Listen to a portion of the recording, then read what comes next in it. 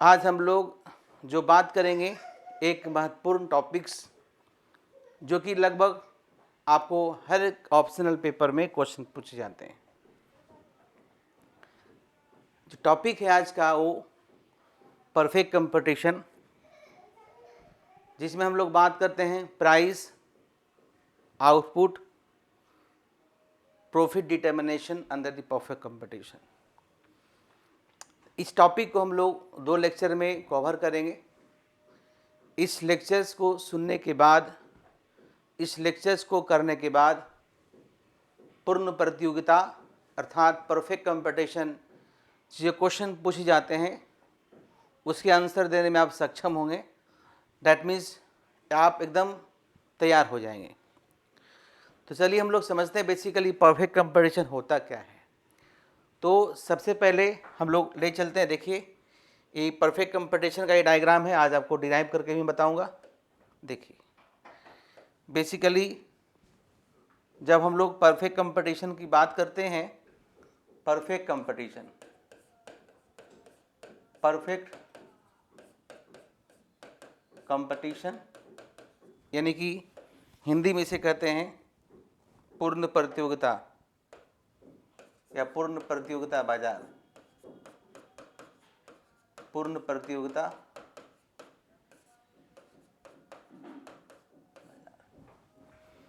Perfect competition market कर लीजिए, perfect competition market.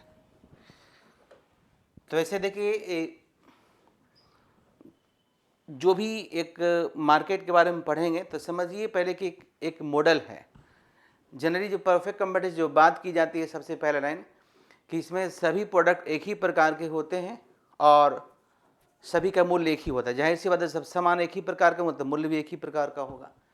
तो परफेक्ट कंपटीशन का जो विचार है, जो आइडिया है, वो सर्वप्रथम प्रोफेसर एडम स्मिथ के द्वारा दिया गया था। वैसे जब भी आप क्लासिकल थ्योरी या केंसियन थ्योरी पढ़ते हैं या कोई भी आप मॉडल पढ़ते हैं इकोनॉमिक्स में, तो ये शब्द आपको जरूर मिलता है perfect competition, perfect competition, imperfect competition, बहुत सारी बातें। तो सबसे पहले जब एग्जाम में इस क्वेश्चन को लिखना हो, क्वेश्चन चाहे जो प्रकार का हो, हम क्वेश्चन का पैटर्न आगे बताएंगे। क्वेश्चन पूछता है कि परफेक्ट कंपटीशन से आप क्या समझते हैं, और परफेक्ट कंपटीशन यानी कि पूर्ण प्रतियोगिता बाजार में वस्तु का मूल्य, आउटपुट यानी कि उत्पादन, और आपका जो है कि इक्विलिब्रियम आउटपुट, और आपका प्रॉफिट का डिटर्मिनेशन कैसे किया जाता है। या फिर एक क्वेश्चन पूछता है the short run and long run equilibrium under the perfect competition.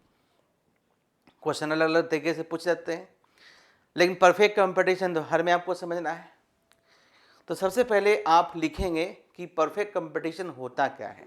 तो चलिए मैं आपको लिखाता हूं कि परफेक्ट कंपटीशन क्या होता है। लिखिए, meanings of perfect competition, meaning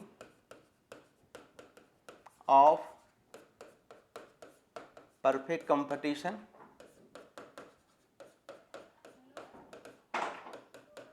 meanings of perfect competition.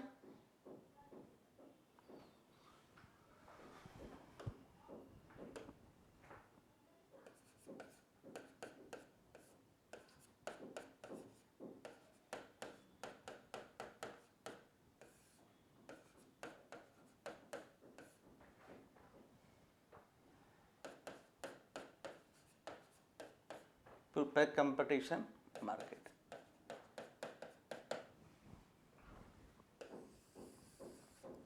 लिखिए, perfect competition market, perfect competition market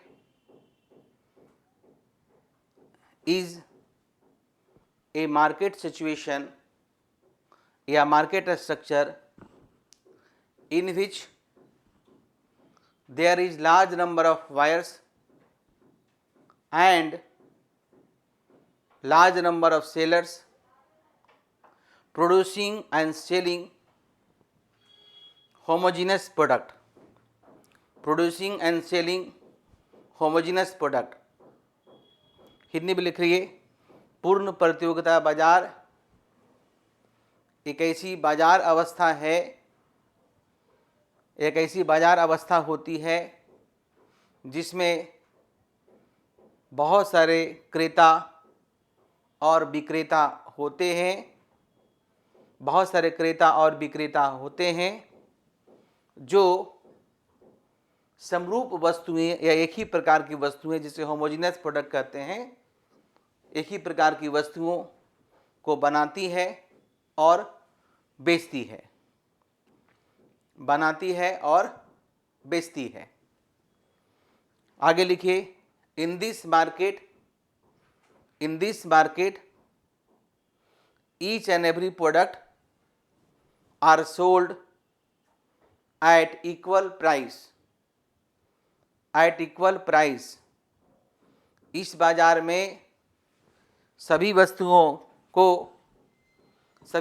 को एक ही दाम पर बेची जाती है। बिकॉज ऑफ होमोजेनिटी प्रोडक्ट में लिख लेनी है, क्योंकि इस बाजार में सब सामान एक ही प्रकार का होता है तो दाम भी एक ही होगा, है ना। सबसे बड़ी बात है कि जो ये बाजार भी और बताएंगे, ये जो परफेक्ट कंपटीशन मार्केट है, इसमें जो प्राइस का जो डिटर्मिनेशंस होता है वो मार्केट डिमांड और सप्लाई के आधार पर इंडस्ट्री के द्वारा किया जाता है, और जो इंडस्ट्री के द्वारा प्राइस डिसाइड किया जाता है उसी प्राइस पर कहा जाता है कि जो फर्म को मार्केट में सस्टेन करना है रहेंगे, जिसको जाना है जाएंगे, मतलब जिसको आना है आनेंगे और जिसको जाना है जाएंगे। क्योंकि आगे हम बताएंगे कि इस बाजार में फ्री एंट्री एंड एग्जिट का प्रावधान है, कोई भी आ सकता है, कोई भी जा सकता है, किसी तरह का व्यवधान आपका नहीं है। तो लिखिए आगे, इन this market price of the product are determined by in this product price of the product are determined by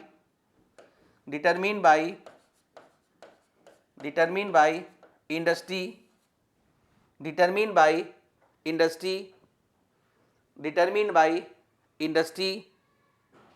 which ऐसे लिखो, determined by the industry by the free forces of demand and supply, without government intervention,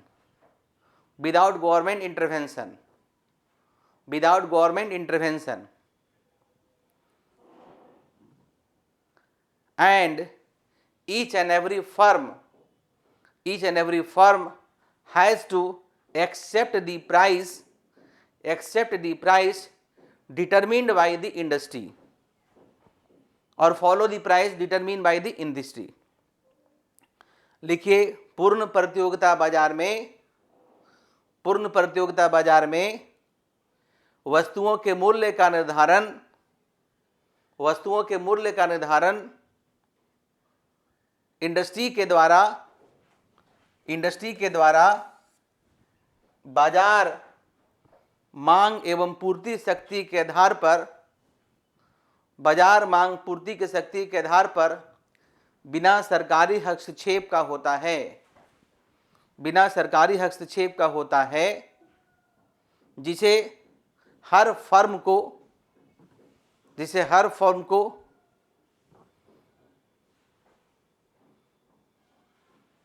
स्वीकार करना होता है ना।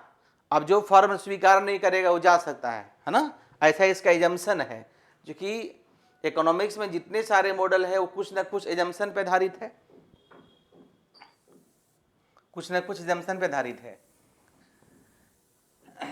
देखिए, मैं एक टर्म यूज कर रहा हूँ बार बार, इंडस्ट्री और फॉर्म। तो इंडस्ट्री क्या होता है ना, इंडस्ट्री किसे कहते हैं, ग्रुप ऑफ फर्म को इंडस्ट्री कहते हैं। एक इंडस्ट्री के अंदर बहुत सारे फर्म होते हैं, तो फिलहाल याद रखिए, ग्रुप ऑफ फर्म को हम क्या कहते हैं, इंडस्ट्री कहते हैं। ग्रुप ऑफ फर्म को हम इंडस्ट्री कहते हैं, ठीक है। अब चलिए हम लोग देखते हैं, अभी बहुत कुछ सीखना इसमें है। देखिए,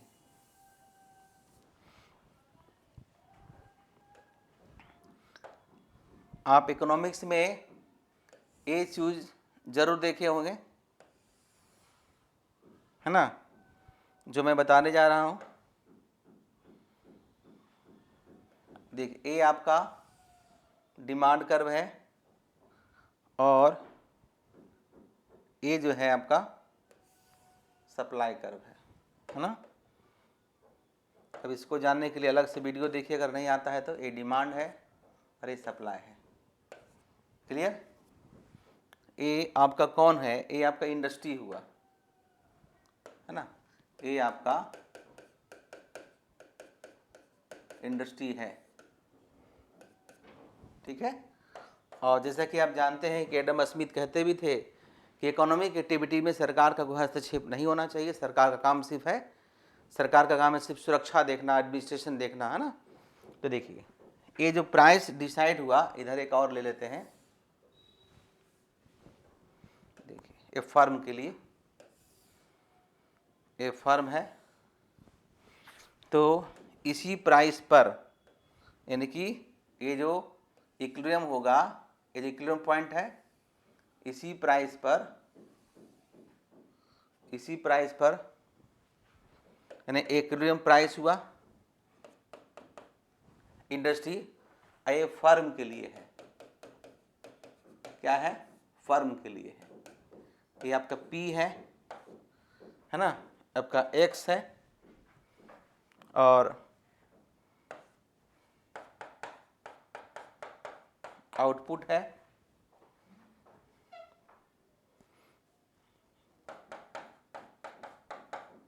आउटपुट है। ये इक्विलिब्रियम प्राइस हुआ। इधर हम लोग जो लेते हैं इसे हम आगे और एक चित्र से बता देंगे डिराइव करके। इसको बोलते हैं प्राइस इधर, और रेवेन्यू लेते हैं। प्राइस को एवरेज रेवेन्यू भी कहते हैं। अगर इकोनॉमिक्स पढ़ें तो जानते हैं, नहीं तो हम बताएंगे। प्राइस एंड रेवेन्यू की बात करते हैं।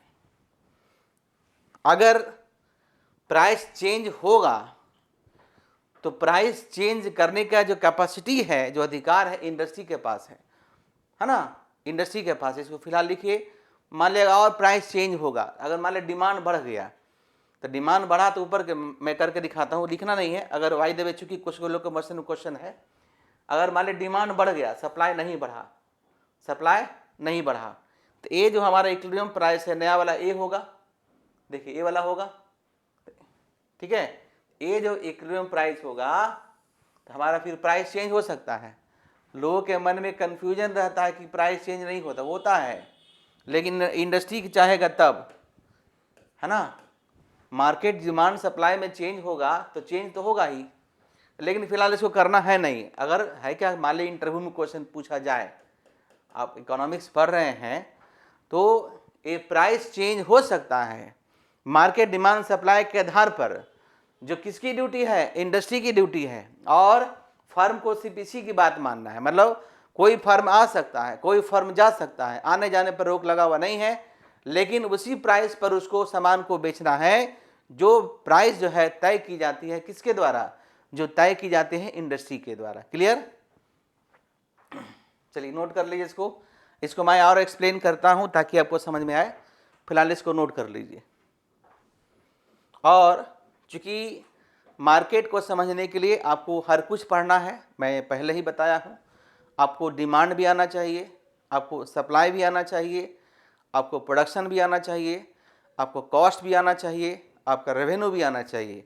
ये अलग अलग चैप्टर्स का नाम है, और ये सारा चीज़ अगर आप पढ़ते हैं या पढ़े होंगे तो आपको अच्छे तरीके से समझ में आ रही होगी। और नहीं पढ़े तो पढ़िए, तो ज़्यादा कंसेप्ट क्लियर होगा। चीज़ें तभी भी समझ में आ रही होगी, लेकिन फिर नेचुरली आपको समझ में आपको आएगा। ठीक है, नोट कर लीजिए। हाँ, P1 दे दीजिए अगर देना चाहते हैं तो चलिए डायग्राम हम एग्जाम में ही लिखेंगे, लेकिन इसको थोड़ा हम डिराइव करके अलग से दिखाते हैं, अलग पेज पे। देखिए, ध्यान दीजिए। जैसे कि ध्यान दीजिए, एकदम आराम से बन जाएगा। इसका एजम्पशन क्या है? इसका एजम्पशन यही ना है कि जो प्राइस है इक्वल होगा। मान लिया यहाँ पर आउटपुट है ना, मान लिया कि यहाँ पर आउटपुट है। चलिए पहले बना लेते हैं।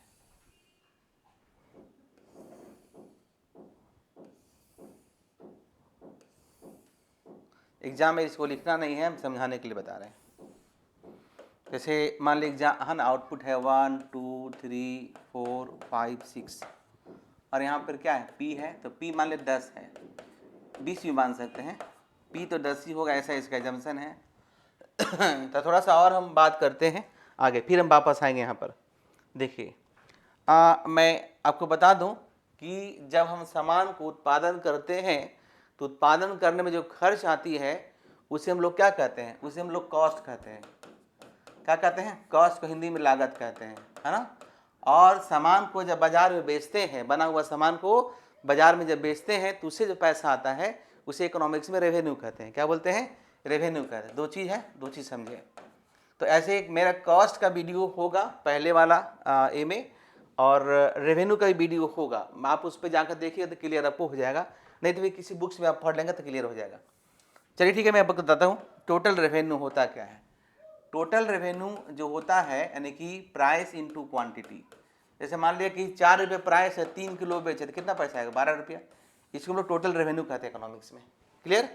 और एवरेज रेवेन्यू जो होता है वो क्या होता है कि टोटल रेवेन्यू को क्यू से भागा देंगे तो हमारा एवरेज रेवेन्यू आता है। क्लियर।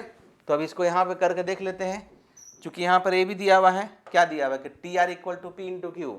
ध्यान रखिए पी इंटू क्यू, अब बाई क्यू कर दीजिए तो ए आर हमारा क्या आएगा? देखिए तो हमारा ए कट गया इन A R equal to P आएगा, A R equal to P आएगा। समझ गए? तो बोर्ड पे आइए, यानी कि सिंपल ही इसको हटा देता हूं मैं, इसको इस लाइन को हटा देते हैं। ठीक है। तो ए जो है P इक्वल टू आपका क्या है? ए आर आ गया, तो क्लियर हो गया ये P equal to A R होता है। एक चीज़ और देखना है, चलिए बोर्ड पे मैं वापस आता हूँ। चलिए हाँ, ये बता रहा था, ये बता रहा था, और एक पेज आगे आइए, ये हम बता रहे थे।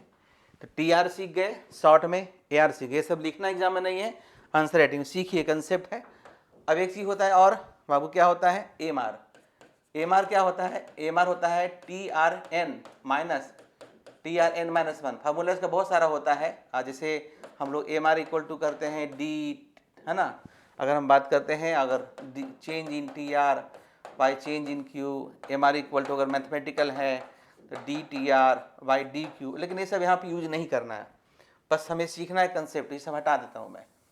तो मार्जिनल रेवेन्यू क्या होता है? एक एडिशनल आउटपुट को बेचने पर बाजार से जो पैसा प्राप्त होता है उसे हम लोग मार्जिनल रेवेन्यू कहते हैं, उसको हम लोग सीमांत आगम कहते हैं।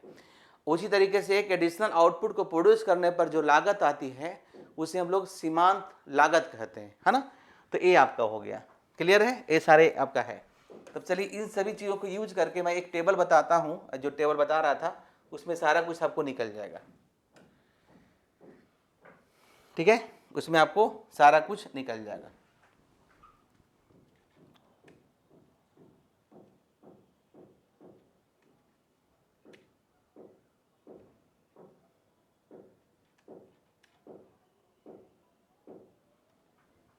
ठीक है,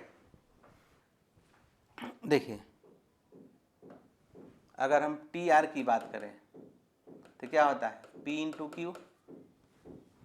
समझने के लिए तो देखिए यहाँ पे क्या हो जाएगा, 1 इंटू 10, तो यहाँ 10 हो जाएगा, यहाँ 20 हो, गुना कर लीजिए, दोनों गुना करना है। 30 है, 40 है, 50 है और 60 है। और अगर हम एवरेज रेवेन्यू की बात करें, यानी कि हमें निकालना हो ए आर, चूँकि इसकी ज़रूरत है, तो ए आर इक्वल टू क्या होता है? ए आर इक्वल टू होता है टी आर बाई क्यू, है ना। ए आर क्या होता है? T R by Q. तो टी आर यहाँ निकल गया और एक क्यू यहाँ पर है, दोनों का 10 भागा 1, यानी 10 डिवाइड बाई 1 तो 10 होगा, 20 डिवाइड बाई 2 तो फिर 10 होगा, 30 डिवाइड बाई 3 तो फिर 10 होगा। इस तरह से आपका सभी 10 ही आएगा। एक लास्ट बच गया है क्या? एक लास्ट बच गया है M R equal to T R N minus 1, इन होता है टी आर एन माइनस 1 की बात करते हैं। शॉर्ट में हम लिख देते हैं यहाँ पे, देखिए एम आर इक्वल टू क्या होता है, T R N minus T R N minus 1। अगर इकोनॉमिक्स पढ़े तो जानते हैं, क्या जानते हैं, टी आर एन मतलब करंट। यहाँ देखिए टी आर है तो 10 है, इसके पहले n माइनस 1 कुछ नहीं है तो 0 हो गया, तो 10 ही होगा। फिर देखिए 20 माइनस 10, 20 माइनस 10 तो 10 होगा। फिर देखिए अभी वाला 30 है, 30 माइनस 20 तो 10 होगा। इस तरह से भी आपका सब 10 ही आएगा। तो मैंने क्या देखा, अब अगर आप ग्राम डायग्राम बनाते हैं, चलिए डायग्राम बनाते हैं तो देखिए क्या आता है। यहाँ पर लीजिए, यहाँ पर जो भी मैंने लिया है 1 2 3 4 5 6, 1 2 3 4 5 6 है ना, और यहाँ पर लेते हैं 5 10 15 20 जो भी है, 5 10 15 और 20, वाई है। यहाँ पर टी आर यानी रेवेन्यू एंड प्राइस लेते हैं, और यहाँ पे हम आउटपुट लेते हैं। ठीक है, तो देखिए यहाँ पे क्या होगा कि हमें निकालना है तो प्राइस देखिए ये 10 है, यहाँ बोर्ड पे देखिए, और 20 में भी 10 है, 20 में भी 10 है। ये पूरा का पूरा 10 वाला पोर्शन आपको देखिएगा तो देखेंगे क्या कि आपका जो यही तो चूंकि आपका यही ना है, यही आपका ए आर है 10, यही आपका एम आर है, यही आपका पी है। तो यहाँ पर देखिए क्या मैंने देखा, पी यहाँ पे मैंने देख रहा हूँ, क्या देख रहा हूँ कि P equal to A R equal to M R. इन देख रहे हैं, निकल गया। आप चित्र से इस डायग्राम से यानी कि इस टेबल से और इस चित्र से समझ सकते हैं कि हमारा क्या है। तो आप देखिए वापस आते हैं, P equal to A R equal to M R, है ना। तो आप जहाँ तक लिखे थे वहीं पर नीचे लिखिए फिर से, in perfect competition market P equal to A R equal to M R. पूर्ण प्रतियोगिता बाजार में आप लिखिए P equal to A R equal to M R होता है ना। आगे लिखिए, ऐसा इसलिए होता है क्योंकि पूर्ण प्रतियोगिता बाजार में सभी वस्तुएं एक ही दाम पर बेची जाती है। पूर्ण प्रतियोगिता बाजार में ऐसा इसलिए होता है क्योंकि सभी सामान एक ही दाम पर बेचे जाते हैं।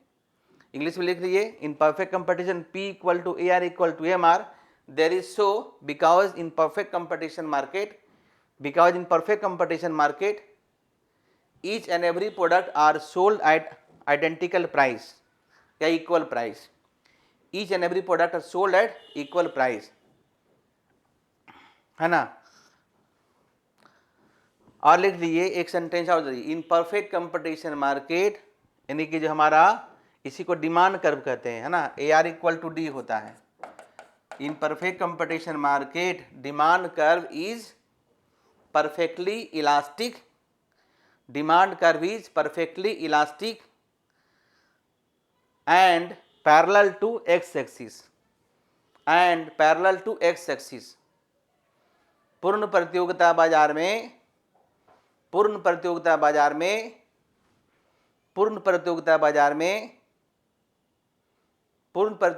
में मांग वक्र पूर्णतः इलास्टिक होता है, मांग की रेखा पूर्णतः लोचदार होती है और एक्स एक्सिस के समानांतर होती है।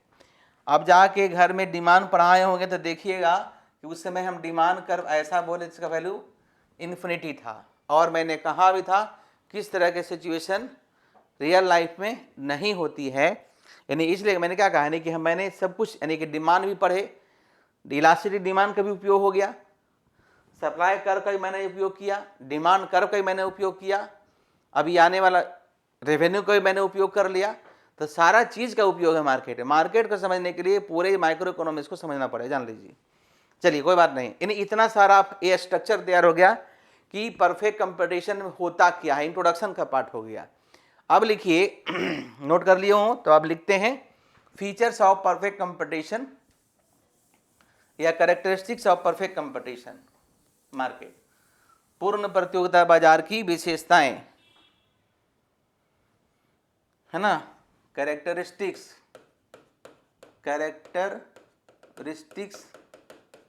ऑफ परफेक्ट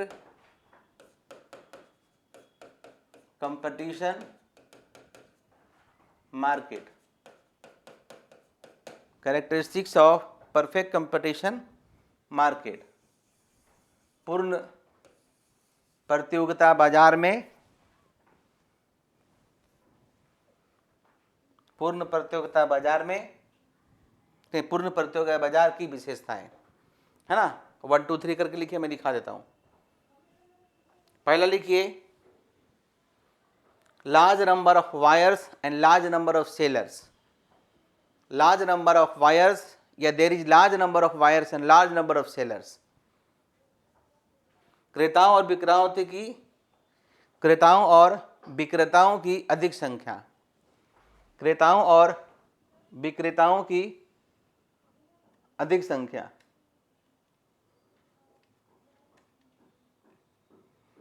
क्रेताओं और विक्रेताओं की अधिक संख्या।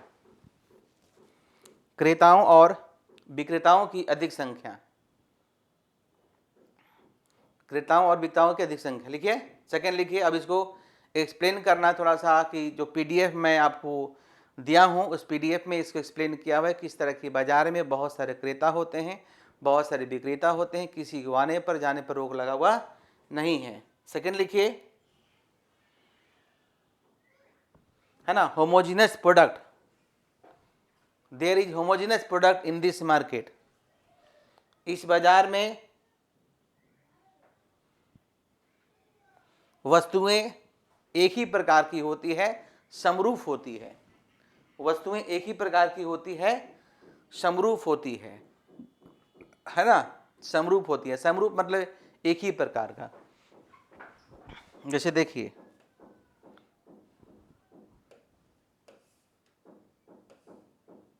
है ना, एक ही प्रकार का,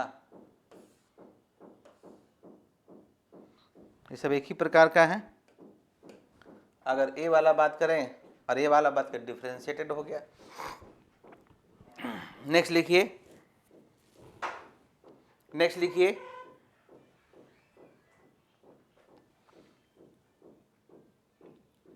free entry and exit of the form.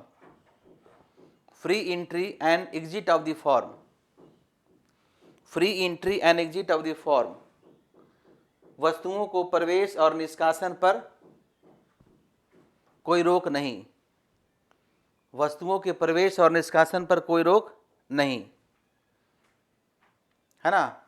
लिखिए there is no selling cost या there is no advertisement cost in this market. इस बाजार में कोई भी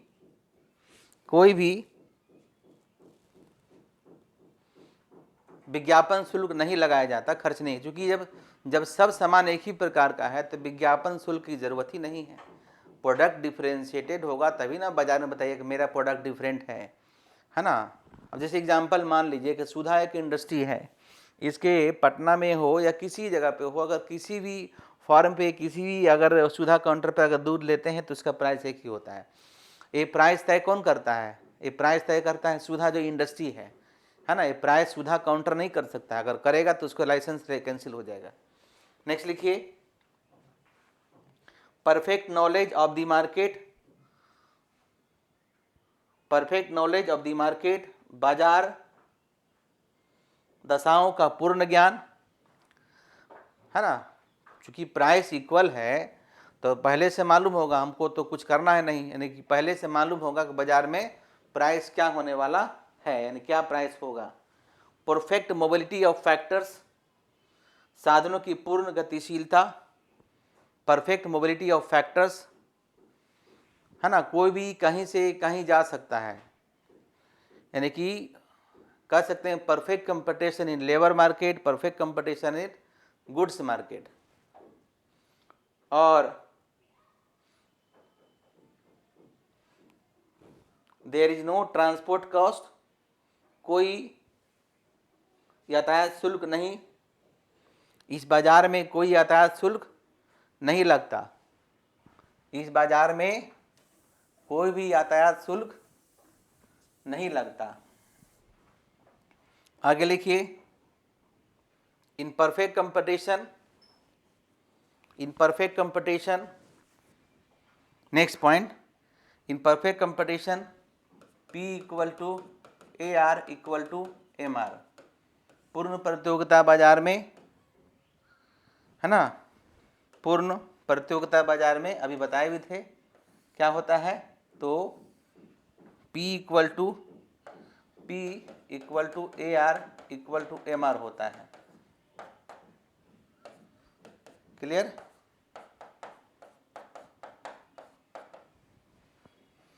बस अब थोड़ा सा और, इस बाजार में लिखिए, पूर्ण प्रतियोगिता बाजार में, पूर्ण प्रतियोगिता बाजार में एवरेज कॉस्ट, ऐसे लिखिए ना, मार्जिनल कॉस्ट, मार्जिनल कॉस्ट, है ना, या एवरेज कॉस्ट, या average variable cost U shaped होता है, यू शेप्ड होता है, यू शेप्ड होता है। पूर्ण प्रतियोगिता बाजार में, पूर्ण प्रतियोगिता बाजार में सीमांत लागत रेखा, औसत लागत रेखा और औसत परिवर्तनशील लागत रेखा यू शेप होता है, यू शेप होता है। ये हो गया क्या, आपका फीचर्स हो गया, ठीक है, ये आपका फीचर्स हो गया। और फीचर्स को जितना भी मैंने बताया थोड़ा थोड़ा एक्सप्लेन करना है। वो PDF जो मैं दिया हूँ उस PDF में ये सारा अच्छे तरीके से दिया हुआ है। अब लिखिए, producers equilibrium under perfect competition, है ना, या equilibrium of firm under perfect competition,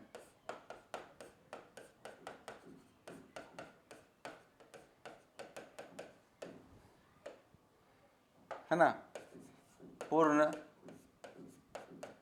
प्रतियोगिता बाजार में, पूर्ण प्रतियोगिता बाजार में फर्म की संतुलन। अभी बात है शॉर्ट रन लॉन्ग रन, अभी हम लोग ब्रैकेट में लिखो, शॉर्ट रन अल्पकाल, शॉर्ट रन, ठीक है, नोट कर लीजिए। इसके बाद लिखिए conditions, conditions for equilibrium of firm, firm की संतुलन की शर्तें, फर्म की संतुलन की शर्तें। पहला शर्त होता है, लिखिए MR इक्वल टू MC, इसमें तो कुछ करना ही नहीं है, MR इक्वल टू MC। और दूसरा जो शर्त है, लिखिए MC कर्व मस्ट कट, है ना, MR curve from below, MC curve must cut MR curve from below, यानी कि सीमांत, सीमांत लागत रेखा, सीमांत लागत रेखा सीमांत आगम रेखा को नीचे से कट करना चाहिए, सीमांत आगम रेखा को नीचे से कट करना चाहिए, नीचे से कट करना चाहिए, ठीक है, नीचे से कट करना चाहिए। ये कंडीशंस हो गया, है ना। अब डायग्रामेटिक रिप्रेजेंटेशन, लिखिए हेडिंग डायग्रामेटिक हेडिंग दे दीजिए, diagrammatic representation of equilibrium of the form in the short run in perfect competition. पूर्ण प्रतियोगिता बाजार में फर्म की अल्पकाल में संतुलन की चित्रीय निरूपण।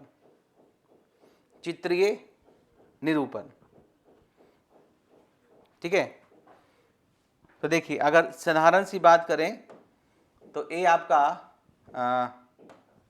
देखिए ए आपका यहाँ तक तो हम लोग जान गए हैं, ये ऐसा होता है P Y A R M R X output. अब देखिए आप कंफ्यूज ना रहें, एग्जामिनर को आपको समझाना नहीं है, लिखना आंसर को। तो सीधा सीधी जो नए बच्चे हैं समझिए, क्या समझिए, ये आपका MC है, ये भी बता दिया MC ऐसा होता है। तो चलिए मैं सिंपल बताता हूँ, एक पॉइंट यहाँ है ना, देखिए बोर्ड पर एक पॉइंट यहाँ है, एक पॉइंट यहाँ है, ठीक है, दो चीज़ है। तो यहाँ पर मान लिया कि E है, यहाँ पर मान लिया कि E1 है, ठीक है, और इस तरीके से यहाँ पर भी है और इस तरीके से यहाँ पर भी है, दो चीज़ है। मान लिया यहाँ पर M है, मान लिया यहाँ पर T है, जो भी कुछ भी है। तो आप दो तीन लॉजिक मैं बता देता हूँ आपको ताकि समझने में आसानी हो। अगर आप लॉ ऑफ वेरिएबल प्रोपोर्शन पढ़ते होंगे तो उसे बढ़ाते होंगे, पहला स्टेज, दूसरा स्टेज और तीसरा स्टेज पक्का पढ़ाए होंगे। और पहला स्टेज में, दूसरा स्टेज में और तीसरा स्टेज में हम डिस्कस करते हैं, लॉजिक बता रहा हूँ क्योंकि मैं एज्यूम करके चल रहा हूँ कि इसके पहले आप प्रोडक्शन पढ़े होंगे। तो उसमें एक रेशनल जो प्रोड्यूसर है वो सेकेंड स्टेज में रहना पसंद करता है। तो देखिए पहला स्टेज, दूसरा स्टेज, अगर इसके आगे ले जाते हैं तो तीसरा स्टेज मान लिया ले जाते हैं तो पहला स्टेज, दूसरा स्टेज, तीसरा स्टेज, तो हम यहाँ पर रहना पसंद करेंगे। दूसरा स्टेज है, मैंने वहाँ पर डिस्कस किया था, चलिए इसको हटा देता हूँ। दूसरा चीज़ है कि आप देखिए यहाँ पर क्या देख रहे हैं कि MR इक्वल टू MC यहाँ पर भी है और MR इक्वल टू MC यहाँ पर भी है, यहाँ पर भी है। लेकिन जो मैंने लिखाया कि MR equal to MC, MR equal to MC, और लेकिन अगर हम यहाँ पे प्रोडक्शन बंद कर देते हैं, यहाँ आगे बढ़ते हैं तो हमें चूंकि कॉस्ट A लगा और पैसा आ रहा है, रेवेन्यू कर्व A है आपका, है ना, तो पैसा ये तो हमको लाभ है ना। तो एक प्रोड्यूसर तब तक प्रोड्यूस करते रहे जब तक उसे पैसा लाभ मिलता रहे। तो अगर यहाँ पर वो बंद कर देगा तो उसे अपने जो रिसोर्सेज है उसका पूर्ण यूटिलाइजेशन नहीं होना चाहिए, नहीं हो पाएगा, ठीक है। और दूसरी बात है कि मैथमेटिकली भी यहाँ पर MR इक्वल टू MC है और MC curve cutting from above, यहाँ फ्रॉम बिलो, इसलिए कंक्लूजन यही है कि हम सीधे लिखेंगे कि in the above diagram producer will be in equilibrium at point E where he is getting maximum level of output in his given resources। लिख सकते हैं कि ऊपर के चित्र में फर्म उत्पादक बिंदु E पर संतुलन में होगा जहां उसे अपने दिए हुए संसाधन में अधिकतम उत्पादन प्राप्त हो रही है। इधर हम लिखते हैं प्राइस एंड रेवेन्यू, क्या लिखेंगे, प्राइस एंड रेवेन्यू, ठीक है, प्राइस एंड रेवेन्यू।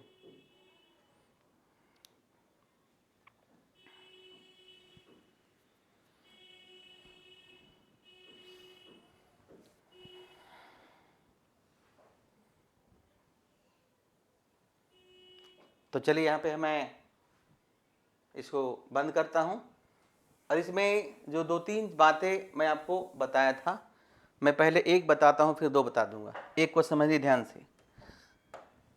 ये आप देखिए, ये आपका है, यहाँ तक तो आप समझ गए, ये P है, AR है और MR है, चाहे यहाँ पर ऐसे रहने दीजिए, है ना। ये आपका MR है, ये आपका P है, यहाँ पर फर्म आपका है ना, यानी इस बिंदु पर जो है फर्म इक्विलिब्रियम में है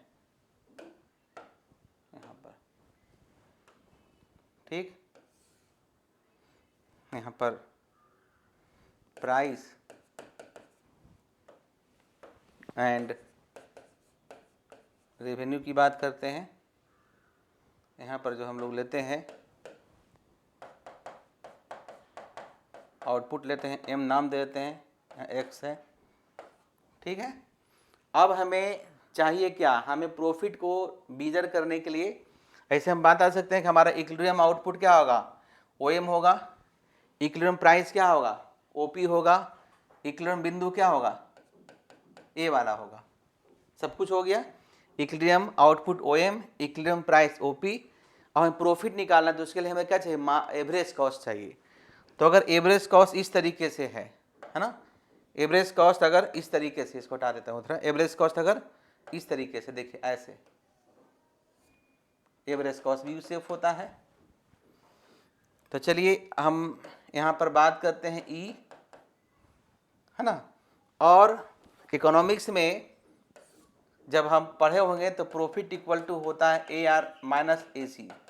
ए आर क्या होता है, मतलब एक एवरेज पैसा कितना फर्म को आया, क्योंकि प्रॉफिट हम तो एवरेज निकालते, डेली तो निकालते नहीं हैं, कभी नफ़ा कभी नुकसान हुआ, तो एवरेज पैसा कितना आया और कितना पैसा गया। तो जो रेवेन्यू होता है ना वो पैसा आता है, और जब कॉस्ट की कैलकुलेशन करते हैं तो कॉस्ट के में कैसे निकालते हैं, प्रोडक्शन में जो फैक्टर्स होता है लैंड, लेबर, कैपिटल और एंटरप्रेन्योर, तो rent plus wage plus interest plus profit. क्योंकि जब हम कॉस्ट निकालते हैं उसमें हमारा प्रॉफिट हमारा शामिल होता है। वो जब कॉस्ट वाला चैप्टर पढ़े तो पूरा क्लियर हो जाएगा। तो जितना सामान अगर मान लिया कि 10 में बनाए 10 में बिक गया तो भी हमको नफ़ा होगा, उसको नॉर्मल प्रॉफिट कहते हैं। क्यों, क्योंकि कॉस्ट जब हम मेजर करते हैं तो कॉस्ट में मेरा प्रॉफिट शामिल होता है, ठीक है। तो अगर वहाँ हम बताए थे ए आर इक्वल टू ए सी है, अगर ए आर इक्वल टू ए सी है तो फर्म को क्या मिलेगा, फर्म को आपका नॉर्मल प्रॉफिट मिलता है। अगर ए आर क्या है, ज़्यादा है, तो फर्म को सुपर नॉर्मल प्रॉफिट मिलता है। और ए आर अगर लेस देन ए सी है तो फर्म को क्या होता है, लॉस होता है, और या फिर सब नॉर्मल प्रॉफिट आपका होता है। ये चीज़ें क्लियर कब होगा, जब आप पूरी तरीके से पढ़िएगा, कॉस्ट प्रोडक्शन और कॉस्ट सब समझ में आएगा। इसलिए बात यानी सिस्टमेटिक पढ़िए तो सारा कुछ सबको समझ में आएगा, ठीक है। चलिए मैं यहाँ तक हटा देता हूँ, अब यहाँ देखता हूँ क्या देखते हैं। तो देखिए एवरेज रेवेन्यू निकालना है, तो रेवेन्यू क्या होता है, प्राइस इनटू क्वांटिटी। तो ओपी प्राइस हो गया, है ना, ओपी प्राइस हो गया, ओएम हमारा क्वांटिटी हो गया। यही हमारा इक्विलिब्रियम बिंदु है, तो हमारा क्या रहेंगे, ओपी इंटू एम, तो हो जाएगा ओ पी ई एम। ये हमारा रेवेन्यू आया सामान को बेचने पर। और कॉस्ट कितना लगा, तो देखिए हमारा कॉस्ट लाइन है, ये दोनों 90 डिग्री है तो आमने सामने बराबर होता है। तो ई एम हमारा क्या है, कॉस्ट है, इतना सामान को बनाने में कितना लगा, ई एम लगा। तब कीजिए E M into O M, फिर उतना ही आएगा ओ पी ई एम, तो हमारा हो गया 0, यानी O P E M equal to हो गया ओ पी ई एम। तो हो जाए क्या, ए आर इक्वल टू ए सी, है ना, ओ आर इक्वल टू ए सी। तो लिखिए इन the above diagram firm will be in equilibrium at point E where he is getting normal profit by selling OM amount of product at OP price। ऊपर के चित्र में firm बिंदु E पर संतुलन में है, जहां OM यानी उत्पादन की OM मात्रा को OP प्राइस पर बेच रही है, या फर्म को OM मात्रा को OP प्राइस पर बेचने पर, है ना, फर्म को क्या मिल रहा है, सामान्य लाभ प्राप्त हो रही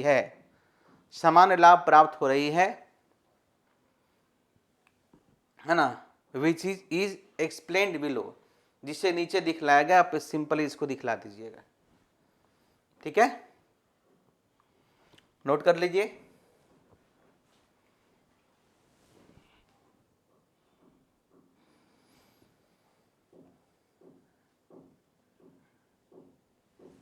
चलिए मैं आगे बात करता हूं, इसका सेकेंड वाला आता हूं। सेकेंड में यही होगा, देखिए यहाँ तक तो समझ गए हैं आप, अब यहाँ तक समझ गए हैं, थोड़ा तेज़ी से, यानी आपका MC है, फर्म को यहाँ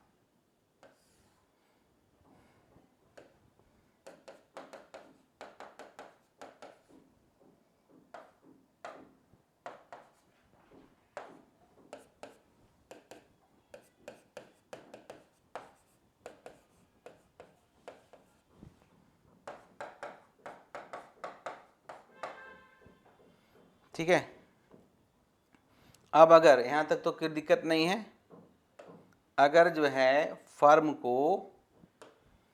जो है का एवरेज कॉस्ट इस तरीके से है, इस तरीके से है, तो देखिए प्रॉफिट इक्वल टू तो होगा AR माइनस AC होगा, यानी रेवेन्यू उतना ही आएगा OM इंटू OP, यहाँ E है तो OPEM आएगा, लेकिन कॉस्ट में थोड़ा डिफरेंस आ जाए। क्यों? क्योंकि देखिए कॉस्ट यहाँ ना है, पिछले बार कॉस्ट यहीं से टकराया था, पिछला जो है कॉस्ट देखिए यहाँ से आया था, इस बार कहाँ है, इसके नीचे से है ना। तो इतना सामान को बनाने में या खरीदने में फर्म को कितना कॉस्ट लगा, फर्म को इतना ही कॉस्ट लगा, ठीक है। यहाँ नाम दे दीजिए एक S, यहाँ नाम दे दीजिए एक T, है ना। तो क्या हो जाएगा, कॉस्ट कितना लगा OM इंटू SM, तो हो जाएगा OTSM, OTSM। तो यहाँ बच जाएगा, यानी कि पूरी एरिया में OPEM में OTSM घटा दीजिए, है ना। तो क्या बचेगा, प्रॉफिट इक्वल टू क्या बच जाएगा, बचेगा PETS, PETS, PETS। तो इसी को हम लोग कहते हैं क्या, इसको जो कहते हैं ना, इसको हम लोग कहते हैं इसको कहते हैं सुपर नॉर्मल प्रॉफिट। क्या कहेंगे, सुपर नॉर्मल प्रॉफिट। इसको लिख सकते हैं, ये फर्म को क्या मिल रहा है, सुपर नॉर्मल प्रॉफिट मिल रहा है, सुपर नॉर्मल प्रॉफिट, पूरा लिख लीजिए सुपर नॉर्मल प्रॉफिट। उसी तरह से लिखेंगे in the above diagram firm will be equilibrium at point E, equilibrium यहाँ भी E था, यहाँ भी E है, at point E where he is getting super normal profit by selling OM amount of product at OP price. ऊपर के चित्र में फर्म बिंदु E पर संतुलन में होगा, जहां वह OM अमाउंट की मात्रा को OP प्राइस पर बेचकर सुपर नॉर्मल प्रॉफिट प्राप्त कर रहे हैं। नोट कर लीजिए।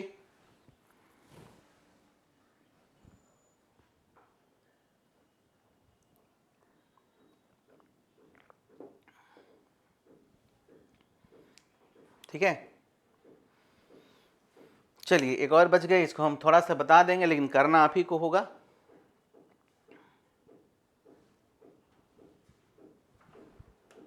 फिर इसका एक पार्ट बस 2 मिनट लगेगा, मैं बता दूंगा।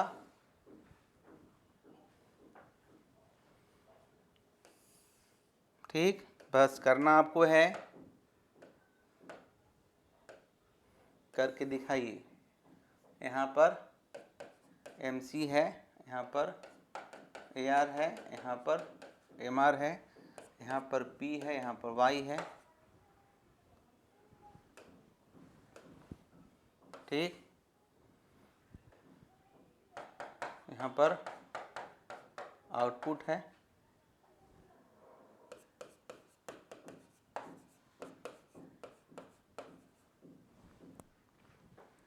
ठीक।